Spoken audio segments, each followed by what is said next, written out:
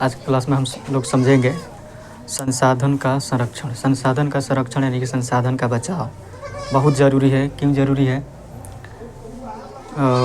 अभी जो हम संसाधन उपयोग कर रहे हैं इसका बचाव बहुत ज़रूरी है। काहे के लिए? कि अगले पीढ़ी के लिए। हो सकता है कि जिस संसाधन को हम अभी देख रहे हैं आने वाली पीढ़ी इस चीज़ों को ना देख पाए, इसीलिए उसको सुरक्षित रखना ही सबसे अहम काम है। इसलिए संसाधन को बचाव सबसे पहले ज़रूरी है, संसाधन चाहे कैसा भी हो। ठीक है, चलिए समझते हैं, बात करते हैं संसाधन का बचाव। आजकल हम देख रहे हैं कि बहुत सारे ऐसे संसाधन है जिसका उपयोग लोग कर तो रहे हैं लेकिन बहुत ही अविवेकपूर्ण उसका उपयोग कर रहे हैं, यानी कि उसका मूल्य को समझ नहीं रहे हैं। उसका उपयोग बहुत ही ज़्यादा हो रहा है, जिसके चलते लगता है कि समय से पहले ही संसाधन जो होगा वो क्या हो जाएगा, ख़त्म हो जाएगा, जिसको भावी पीढ़ी जो होंगे यानी कि आने वाले पीढ़ी जो होंगे वो उस संसाधन का लुत्फ़ नहीं उठा पाएंगे या देख नहीं पाएंगे। या हो सकता है कि जितना जल्दी संसाधन ख़त्म होगा उतना ही जल्दी देश का हर एक स्थिति क्या हो जाएगा, ख़राब हो जाएगा। कहा जाता है कि संसाधन ही जो होता है देश का बैक ऑफ बोन होता है, यानी कि देश का किसी भी देश का संसाधन ही क्या होता है, उसका रीढ़ होता है, उसी के चलते वो चलता है। इसलिए संसाधन का बचाना बहुत ज़रूरी है। तो हम आज इसी टॉपिक पर बात करेंगे। आजकल देख रहे हैं कि सड़कें और कई प्रकार के स्टेडियम, घर, जनसंख्या इतना ज़्यादा बढ़ रहा है तो वनों की कटाई, पेड़ पौधों की कटाई और संसाधन इतने ज़्यादा दोहन किए जा रहे हैं, जिसके चलते जो सीमित संसाधन है वो धीरे धीरे क्या हो रहे हैं, घट रहे हैं, ख़त्म हो रहे हैं। और इसी का कारण है कि संरक्षण करना कितना ज़रूरी है। ठीक है, तो समझते हैं। तो सबसे पहले हम लोग समझेंगे इसी के अंतर्गत आने वाले हैं चिपको आंदोलन। चिपको आंदोलन क्या है, पहले बात समझिए। संरक्षण, संसाधन को संरक्षण करने के लिए, संसाधन को बचाव करने के लिए कई प्रकार के आंदोलन हुए, कई प्रकार के ऐसे सम्मेलन हुए जिसमें संसाधन को हर जगह बचाने का प्रस्ताव रखा गया, ताकि संसाधन किसी एक का नहीं होता है, पूरे सर्वोपरि सबका होता है। यानी कि हम कह सकते हैं कि जैसे कि अगर पर्यावरण में ऑक्सीजन की मात्रा कम हो जाए तो केवल हमारे ही लिए ही नहीं, पूरे इंसान समाज, पूरे पृथ्वी पर जितने भी इंसान हैं, जो जीव हैं, सारे के लिए घातक बन सकता है। इसीलिए ऑक्सीजन को बचाना हमारे लिए अहम कर्तव्य है। ठीक है, यानी कि हम कह सकते हैं कि पर्यावरण को बचाना क्यों ज़रूरी है, आप लोगों ने समझा। यानी कि पर्यावरण किसी एक के लिए नहीं है, पर्यावरण सबके लिए होता है और पर्यावरण में जितने भी संसाधन उपस्थित है सबका बचाव सुरक्षित रखना ही सबसे बड़ी मुद्दा होती है। और इसका बचाया कैसे जाएगा इसको हम समझेंगे। और इसको बचाने के लिए कई प्रकार के आंदोलन हुए और उसी में से एक अपना आंदोलन आता है चिपको आंदोलन, जिसमें पेड़ की कटाई को रोक लगाने के लिए क्या किया गया, चिपको आंदोलन यानी कि पेड़ को गले लगा करके उसे ज़मींदार और ठेकेदार जो वहाँ पर जो थे पेड़ों को काटे जा रहे थे उन लोगों से बचाने के लिए पेड़ को गले लगा करके उसे पेड़ को बचाए।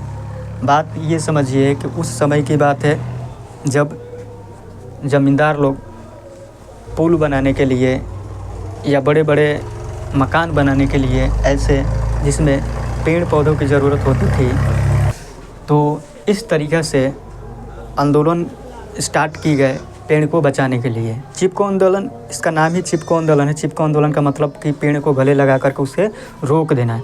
यानी कि ज़मींदार जो थे अपने मकान और बड़े बड़े उद्योग जैसे कि पुल निर्माण के लिए पेड़ की कटाई करते थे, उस पेड़ को बचाने के लिए वहाँ के स्थानीय लोगों ने क्या किया, उस पेड़ को गले लगा करके लिपट करके उस पेड़ को बचाए उन लोगों से काटने से। यानी कि उन लोगों का कहना था कि अगर आप पेड़ को काटोगे तो उससे पहले हमें काटो। इसलिए वहाँ के ज़मींदार, वहाँ के सरकार ने क्या किया, उससे विवश होकर के वहाँ से पेड़ को काटना छोड़ दिया।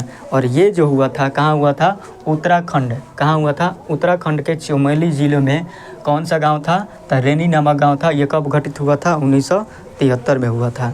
ठीक है, और इसका प्रमुख नेतृत्वकर्ता कौन थे, सुंदरलाल बहुगुणा थे। और इसके साथ दो और मतलब कि ऐसे नेता थे जो इसके साथ साथ थे। कौन कौन थे, तो वो थे चंडी प्रसाद भट्ट और एक थे गौरी देवी। ये जो थे, ये 3 जो ऐसे नेता हैं, यानी कि ऐसे पर्यावरणविद हैं, यानी कि पर्यावरण को सुरक्षा करने वाले ऐसे नेता हैं जो पर्यावरण को बचाने में बहुत ही बड़ा योगदान दिए हैं। ठीक है, जो चिपको आंदोलन चल रहा था उत्तराखंड के चमोली ज़िले में, उस आंदोलन का नेतृत्व इन्हीं लोगों ने किया था, यानी कि यही लोगों ने किया था। इन लोगों में सबसे सर्वश्रेष्ठ माने जाते हैं अपने सुंदरलाल बहुगुणा। उन्होंने बहुत ही बड़ा योगदान दिया पेड़ को कटाई से बचाने में, और वहाँ के लोगों में से सबसे एक्टिव रही पेड़ को बचाने के लिए तो वो थी महिलाएं, जो पेड़ को गले लगा करके क्या करती थी, लिपट जाती थी। और वहाँ के जो पेड़ काटने वाले ज़मींदार होते थे या जो पेड़ कटने वाले होते थे, उसको देख करके उस पेड़ को नहीं काटते थे, और कुछ समय बाद उस पेड़ को काटना वहाँ से बंद कर दिया गया। यानी कि इससे हमें ये समझ में आता है कि लोग, वहाँ के जो लोग थे, वो पेड़ को पूजा करते, यानी भगवान मानते थे। यानी कि उस समय का आदिवासी लोग थे, वो पेड़ों को गले से लगा लेना, काटने ना देना था। आप समझ सकते हैं पेड़ और इंसानों में वो एक ऐसा भाव दिखा रहा है जो पेड़ और इंसानों को प्रेम के भाव को दिखाता है, जो उसको वो चाहता नहीं कि वो लोग उसको काटे। तो वहीं से स्टार्ट हुआ था चिपको आंदोलन। अगर चिपको आंदोलन एग्जाम में पूछे, कभी कभी 2 नंबर में पूछता है कि किस तरीक़ा से लिखा जाएगा, तो इस आंदोलन की शुरुआत 1973 में उत्तराखंड के चमोली ज़िले में रेनी नामक गाँव में हुई थी। आंदोलन में पुरुषों से ज़्यादा महिलाओं ने योगदान दी। इसमें लोगों ने पेड़ों को गले लगा लिया, उन्हें काट न सके।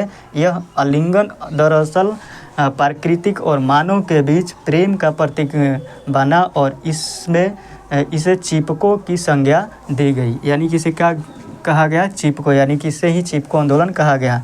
और इस आंदोलन का नेतृत्वकर्ता कौन थे, प्रमुख, यानी भारत के प्रसिद्ध पर्यावरणविद सुंदरलाल बहुगुणा, चंडी प्रसाद भट्ट और गौरी देवी, ये जो थे इसका नेतृत्व करते थे। यानी कि जो जैसे एक नेता होता है कि पीछे से कोई कार्य करे, उसका कोई लीड करने वाला होता है, तो उसी तरीक़ा से इस आंदोलन का, चिपको आंदोलन का नेतृत्व करता कौन थे, तो सुंदरलाल बहुगुणा थे। यानी क्वेश्चन यहाँ से बन सकता है, तो आप इस तरीक़ा से लिख सकते हैं। ऑब्जेक्टिव क्या बनेगा कि चिपको आंदोलन का नेतृत्व कौन किया था, तो सुंदरलाल बहुगुणा। चिपको आंदोलन का जनक किसे कहा जाता है, सुंदरलाल बहुगुणा को कहा जाता है। और ये कब स्टार्ट हुआ था, तो 1973 में हुआ था शुरुआत।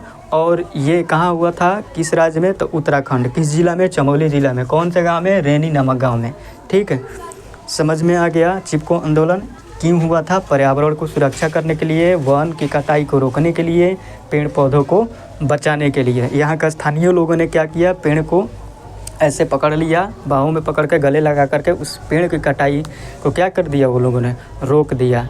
ठीक है, तो इस तरीक़ा से ये एक आंदोलन प्रस्तुत हुआ, मतलब कि इस तरीक़ा से देखा गया कि एक आंदोलन स्टार्ट हो गया, और उस आंदोलन को रोकने के लिए वहाँ के लोगों ने उसको क्या कर लिया, मतलब उसको गले लगा लिया, और फिर आंदोलन वहाँ से रुक भी गई।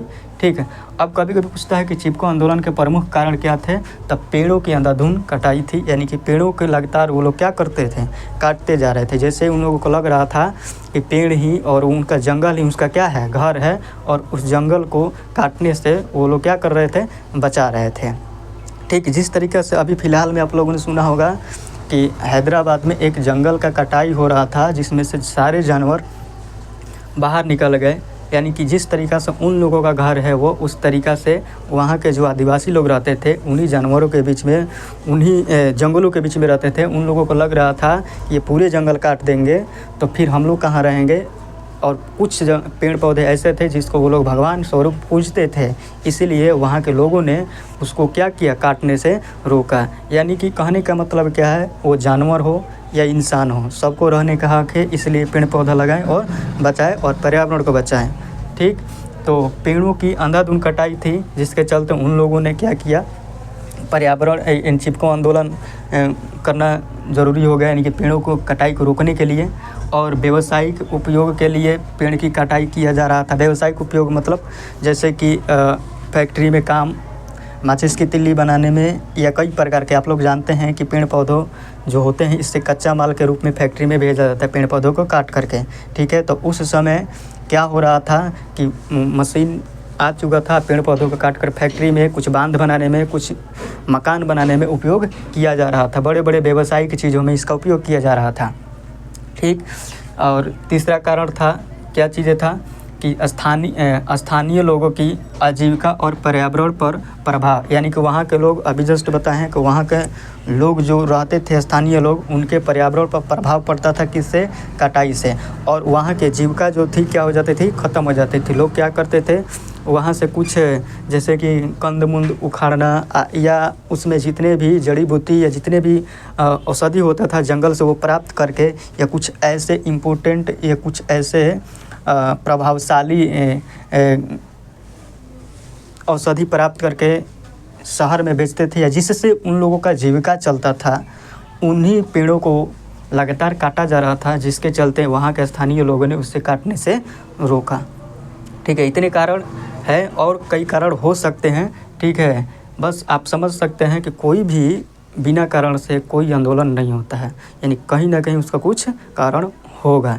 इसीलिए तभी जस्ट हम बताएं कि पेड़ की अंधाधुंध कटाई थी, व्यावसायिक उपयोग के लिए पेड़ की कटाई हो रही थी, और स्थानीय लोगों का, वहाँ का जीविका क्या हो रहा था? ख़त्म हो रहा था, यानी कि वहाँ का जीने का जो मार्ग था वो क्या हो रहा था? समाप्त हो रहा था, जिसके चलते वहाँ के लोगों ने क्या किया? पेड़ की कटाई पर रोक लगाया। ठीक है, कैसे रोक लगाया आप लोगों ने समझा, तो इसको हम समझते हैं। इसमें एक और ऐसे नेता आ रहे हैं जिसका नाम है, सबको पता है कि हमारे राष्ट्रपिता महात्मा गांधी। ये जो थे, इन्होंने बोला कि हमारे पास पेट भरने के लिए बहुत कुछ है, लेकिन पेटी भरने के लिए कुछ नहीं। ठीक है, यानी कि हमारे पास पेट भरने के लिए बहुत कुछ है, लेकिन पेटी भरने के लिए नहीं है। यानी कि इन्होंने एक ऐसा चीज़ें बोला कि हम पेट भर सकते हैं, ठीक है, लेकिन उसको हम लोग सुरक्षित करने के लिए कुछ ऐसा व्यवस्था नहीं है। मतलब कि आप समझिए बात को, यहाँ पर क्या चीज़ें बताए हैं। महात्मा गांधी बहुत ही ऐसे दूरदृष्टि देखने वाला व्यक्ति थे। उन्होंने कहा, ऐसे भी आप लोगों ने हिस्ट्री में पढ़ा होगा कि महात्मा गांधी मशीनों के खिलाफ़ कितने मतलब कि उग्र थे, यानी कि मशीनों से बहुत ही ज़्यादा नफरत करते थे। क्यों?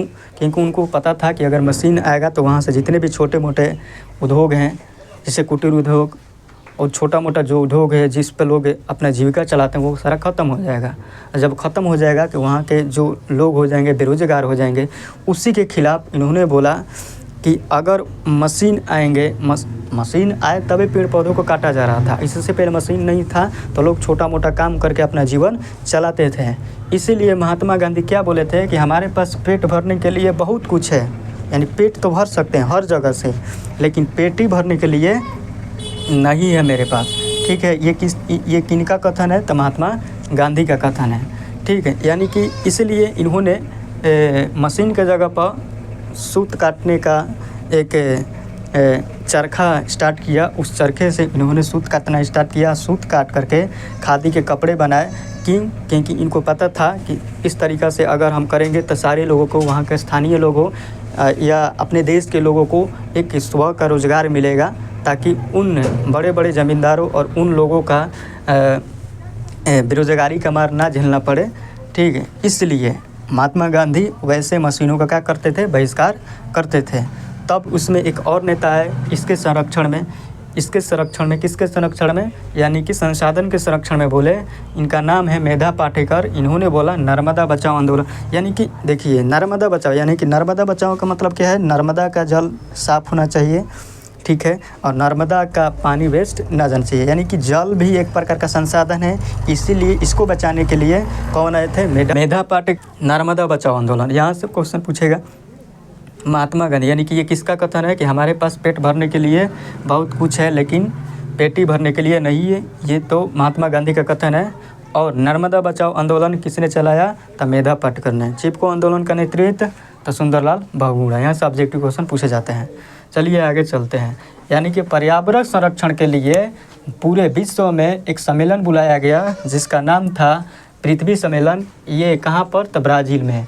जगह कौन सा था? तो रियो डे जेनेरो में। रियो डे जेनेरो में पहला बार पृथ्वी सम्मेलन बुलाया गया कि पृथ्वी का बचाव बहुत ज़रूरी है।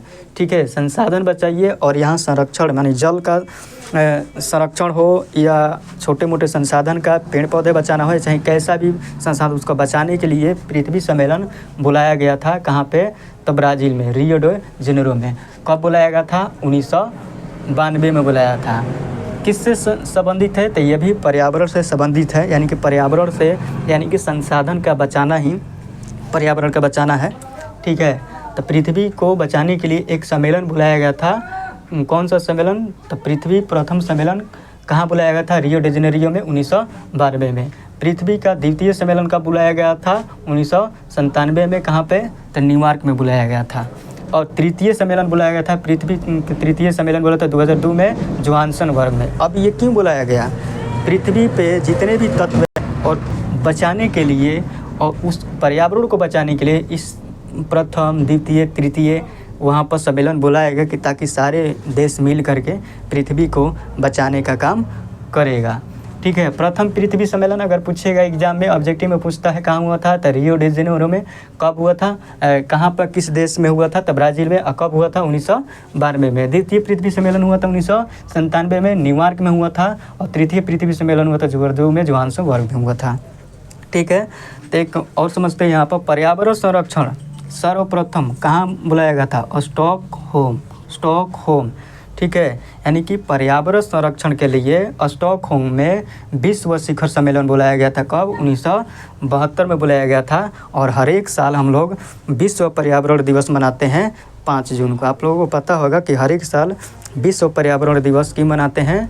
क्योंकि उस समय मतलब कि पूरे पर्यावरण को सुरक्षित रखना हम लोगों का काम है, पूरे देश का, पूरे विश्व का काम है। इसीलिए पूरे विश्व में 5 जून को पर्यावरण संरक्षण दिवस यानी पर्यावरण बचाव दिवस मनाया जाता है। ठीक है, आज के लिए बस इतना ही। चलिए, आज के लिए बस इतना ही और कल मिलते हैं नेक्स्ट टॉपिक को लेकर के। ठीक, तो thanks for watching this video.